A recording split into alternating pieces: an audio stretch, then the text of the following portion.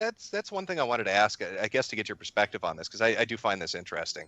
I Mhm. know he's got a decent sized YouTube channel. He had a following for a while. He had a lot of people watching him because the content was kind of fresh and new, and he was one of the first people there.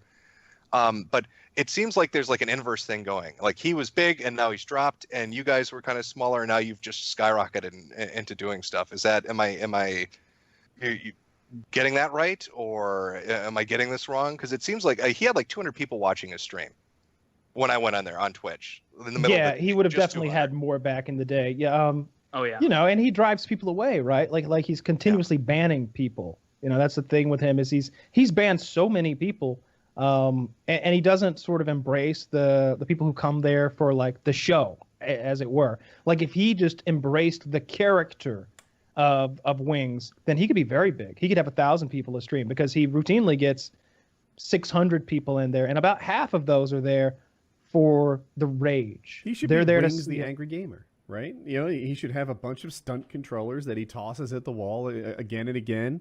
And Yeah, he does that a lot. In the compilations, it must have been like 10 controllers in total. He'll just He whip them at maintains the wall. that is one stunt controller and that he doesn't Oh, actually that break is- them. there's He's no- saying that's a No, lie. no, no. That's a lie. His Twitter Oh, banner incorrect. is a broken control. No, he does say it. I'm not Oh, saying okay. that you're lying. I'm saying that he is. He broke a controller in the freaking Syndicate 1v1. We've done shows before where he's like, I'm up the to 11 Syndicate controllers. 1v1.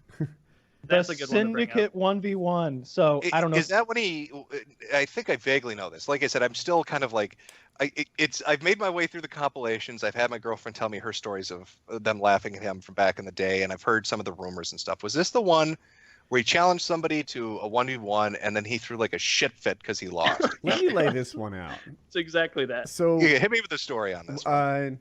we have a guy on our podcast. Wings is one of our hosts at the time. This is maybe 4 years ago.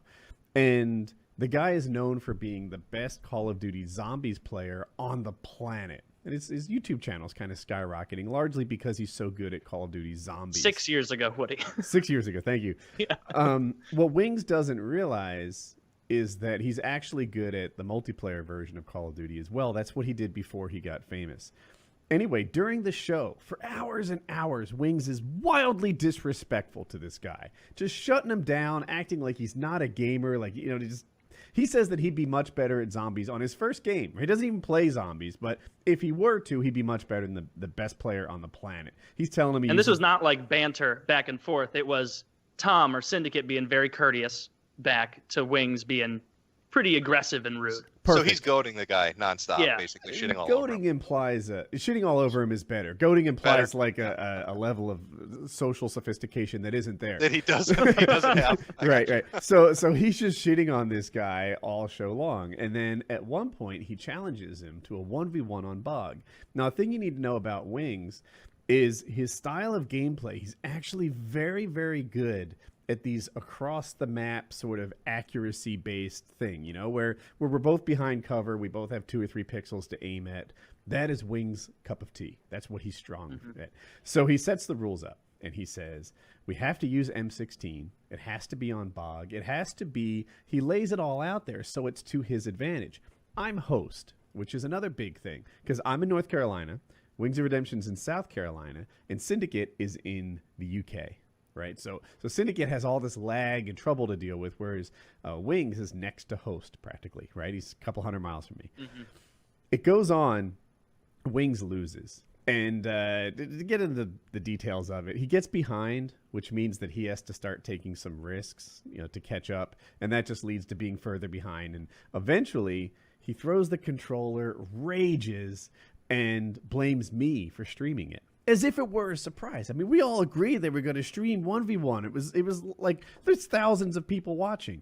Well, he goes ballistic, and he asks if we can turn off in the aftermath of it, we're all like, it's okay, Wings. Like, I understand this sucks. I've been there.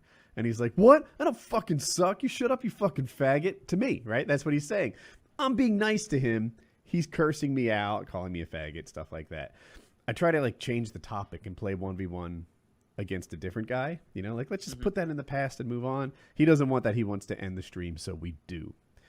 After the stream ends, he's continually threatening this guy. He says he's going to break his teeth out with a mag light, that if he was there, he would kill him. And he goes like nuts on it.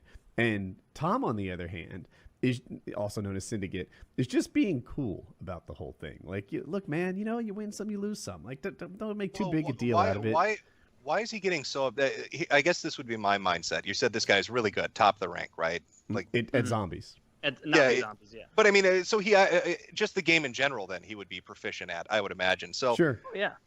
If you're going against somebody like that and you lose, you'd be like, okay, well, I lost. Maybe you talk a little bit of shit, but you'd be like, well, the guy's good, right? I got a loss. I got a loss. Wings thinks he's you would great. Think so. Wings is self-appreciation is out of this world. He legit thought for a while that he was better than all the pro gamers, that he was better at quickscoping than the quickscopers, better at zombies than the zombies guy, better anyone at everything. He plays all his games on hard mode, right? As if that was some sort of qualification to be an outstanding gamer. So he was surprised that the #1 zombie player on the planet was better than him. He didn't see that coming.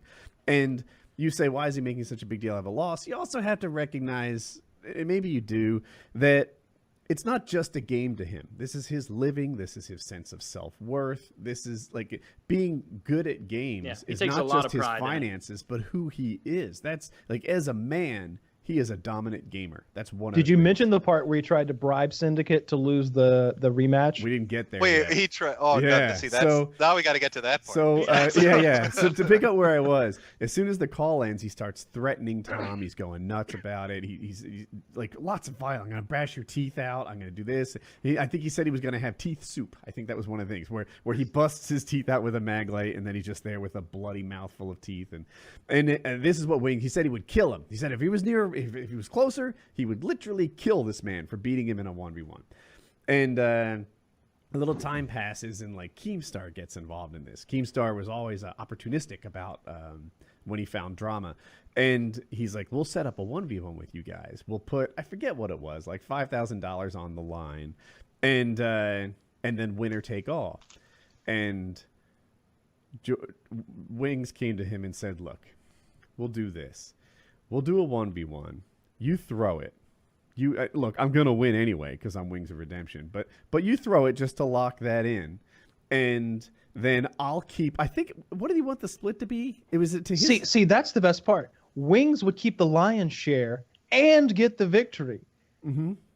Well, that's not how a bribe works. That's not how bribes work. Yeah. So I think it might have been 3-2. It might have been 4-1. But Wings was keeping the bulk of the money.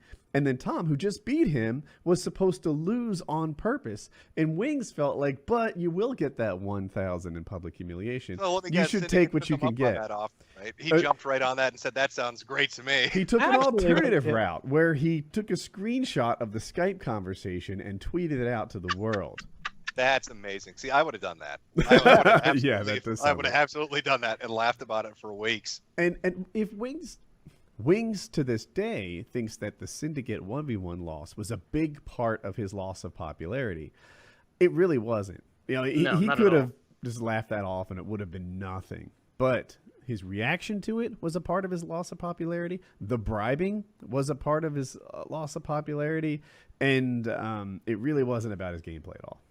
Well, yeah, that's what kind of fascinates me about him. Because kind of going back to the DSP thing, Wings on his YouTube channel, I think he's like at 500,000, isn't he? Somewhere around that. Mm-hmm, around there. DSP has 180,000. DSP can do a stream, and he'll have, he can get like between 600 and 1,000 people watching on the regular. So you'd think that Wings would be able to pull in at least a comparable number to that from somebody who's got a smaller base. But I think DSP... He has things that go way beyond what Wings deals with. I mean, he has actual A-logs, people that want to see his life ruined. So, it's more than compilations and just trolling. But I think DSP rolls with it better, and Wings seems to have a worse reaction to it. Like, watching the compilation videos, if you look at his sub count, because he has that, I believe, in his video that shows his sub number, and you go back 4 months and you look at the newest one, you can see it ticking down as he's losing subs every week because he keeps freaking out on people that come into his streams. It goes up and down. It goes up and down. I went and streamed with him maybe 2.5, 3 months ago. Like I played some PlayerUnknown's Battlegrounds with him, and it was a very popular stream. And then the next day, he made it so that you had to be subscribed to him in order to watch it. I don't know. There were 1,000, 1,200 people in there watching it live, and then which was like quadruple what he normally gets. And then to watch the 4-hour long video, you had to subscribe. Which is he made it that way, and so he got like 100 extra subscribers, and so he's been losing those 100 steadily as like when the next month came around, they all left, and so that's why you get a big disparity and like up and down kind of thing. But he hovers around 600 to 700 subscribers somewhere in there. Yeah, why does he do that, by the way? Because when I went to his Twitch channel, I was like, well, maybe I'll watch some past streams. Nope, can't watch it. Have to be a He subscriber. does that in an attempt to combat the compilation channels, which I suppose we'll refer to them as. That really hit that level? He's trying to counter-op them, is he? So at least like, what, 10 of his subs are the compilation channels? Absolutely. Because And of they course, have to have it. he acts as if many of these people who make those compilations simply watch the whole stream. They don't have to, I say that. They tune into his stream on their computer and click record, grab screen, record, and then they come back in a few hours when it's all over, and they look for the juicy parts and they chop up their video, right? They don't need his permission. They just record it. They just screen grab it, or they clip it as they watch. That's a thing that people do frequently. So it's kind of silly to do that. We should